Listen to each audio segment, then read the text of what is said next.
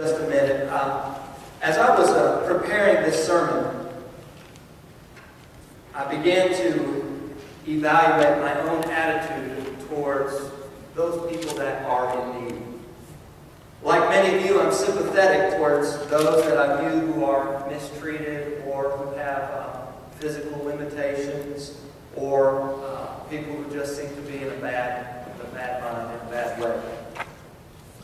I feel for people like that, and my heart says to me often that I should do something. Seldom, however, do I make the effort to purposefully meet the needs or encourage the one that appears to be in great need.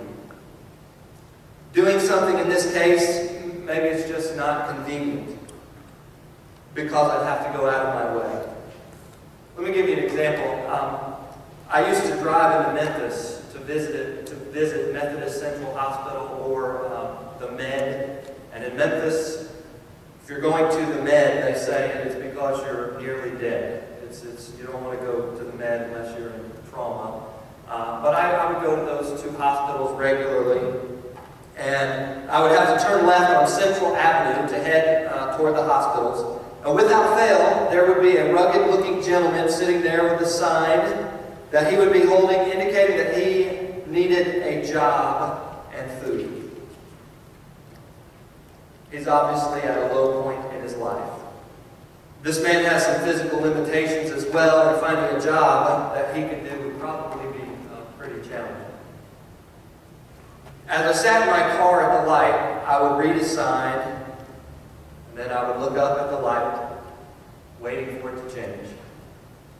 My heart would often say, man, if only I could do something for this guy. But my mind would say, man, hurry up, light. For Pete's sake, just turn green already so I can go. I then think of maybe the street folks who are there because they're addicted to alcohol or maybe they're on drugs. And I rationalize in my mind that if I was to give this gentleman a few bucks, he would probably go to the liquor store or buy his nightly fix. And so, I do nothing. The light turns green and I accelerate as quickly as possible to leave my burden for this man behind. Then I think that there must be something I can do to make a difference for the needy like this man. God just gave me that quick burden and desire to do something, and I didn't really do anything about it at all. So maybe there's something I could do. Then I think about, in Memphis, there's an organization called the Church Without Doors. And it ministers to the homeless and needy in the Memphis area. Our church supports them and even goes up, our church would go there twice a year to serve food and bring the message of God to them. And then the convicting part comes. Our church has been doing this ministry for years. And how many times have I given up a Sunday afternoon to minister to the homeless, the needy, and the hurting of Memphis? None. Zero. I have made no effort to make a difference in their lives.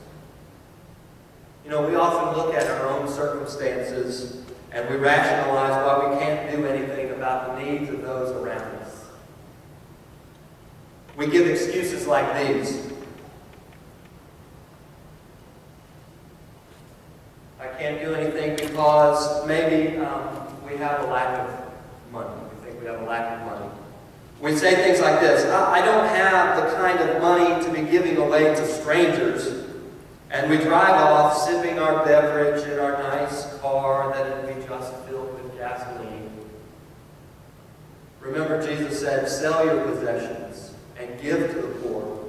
Provide purses for yourselves that will not wear out. A treasure in heaven that will not be exhausted. Where no thief comes near and no moth destroys.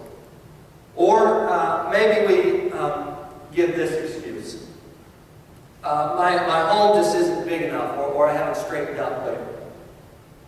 I couldn't invite a needy person to come into my home. We don't have enough bedrooms or bathrooms to accommodate them. I haven't even vacuumed the floor yet. My family maybe would be inconvenienced. What did Jesus say? Then he will say to those on his left, "Depart from me, you who are cursed, into the eternal fire prepared for the devil and his angels. For I was hungry, and you gave me nothing to eat. I was thirsty, and you gave me nothing to drink. I was a stranger, and you did not invite me in. I needed clothes, and you did not clothe me. I was sick and in prison, and you did not look after me." They also will answer, "Lord, when did we see you hungry or thirsty or a stranger or needing clothes or sick or in prison and did not help you?" And he will reply, "I tell you the truth, whatever you did not do for one of the least among you, you did not do for me." Or how about this? This is another excuse we give. I just don't have the time. I couldn't stop what I had going on for that day to help this person. I had to get to the mall so I could buy some shoes. I had to get to work. I didn't want to be late. Or I had to get home from church to eat something. I mean, my stomach was growling the whole service. Jesus said, he illustrated in the parable of the Samaritan man. But a Samaritan man, as he traveled, came where the man was, and when he saw him, he took pity on him. He went to him and bandaged his wounds, pouring on oil and wine. Then he put the man on his donkey, took him to an inn, and took care of him. The next day he took out 2 silver coins and gave them to the innkeeper. "Look after him," he said, "and when I return I will reimburse you for any extra expenses that you have." Talk about taking time out to meet the need of someone. Or this fourth example, this is the last one that I am giving. This is by no means the last example that we could give, but another instance is maybe we just aren't comfortable. How could I help this person when he looks and maybe smells so bad? Maybe you think, I'm just kind of grossed off or turned off by the dirty, tattooed, handicapped, or diseased. Jesus said, "If you love those who love you, what reward will you get? Are not even the tax collectors doing that? And if you greet only your brothers, what are you doing more than others? Do not even the pagans do that?" We often go through our days without taking the time to make a difference in one needy person's life. When was the last time we went down to the children's hospital just to minister to the little boys and girls who might have cancer? When was the last time we bought presents for a needy family at Christmas time?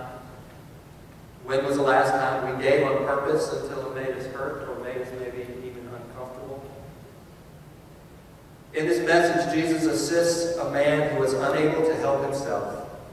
Jesus is the ultimate example of putting others before self. In this story, it is the story of a man who is continually beaten to a healing pool by those around who are more concerned about themselves. No one formulates a plan to help this guy be the first into the pool. Everyone just seems to be looking out for number one. As a result, this man has been helpless for 38 years. If you would you go with me to John chapter 5, verses 1 through 9.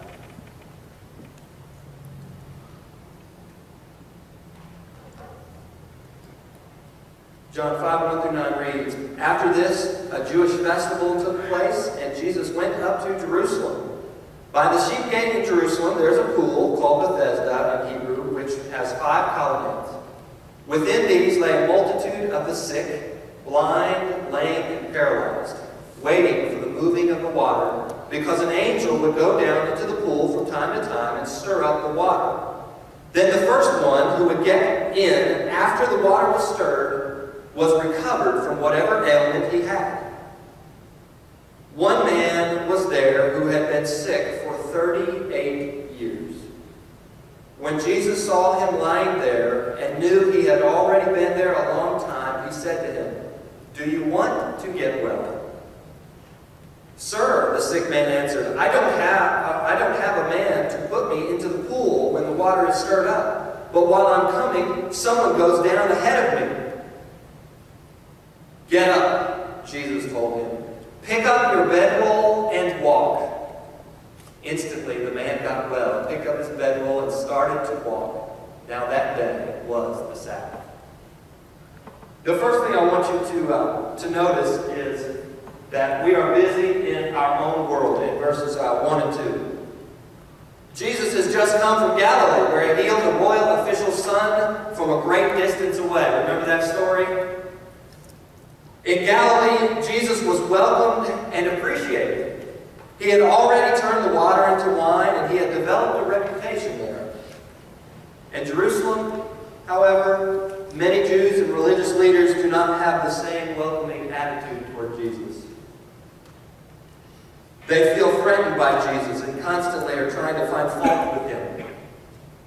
Nonetheless, Jesus travels to Jerusalem to take part in the Feast of the Jews, otherwise known as the Passover Feast. What is important to notice here is that Jesus is busy in his own world. Although he has come to celebrate, and his agenda undoubtedly is full of preaching, teaching, maybe visiting some of his acquaintances and friends there, he's not too busy to see a world in need. Let's first look at why Jesus has traveled to Jerusalem, where he is not well-liked or appreciated. In verse 1, Jesus is coming into Jerusalem for the Feast of the Jews. It's a special celebration, and Jesus has a place to be. He's got people to see. Some scholars, like John MacArthur, claim that the particular feast here mentioned in verse chapter 1, that this particular feast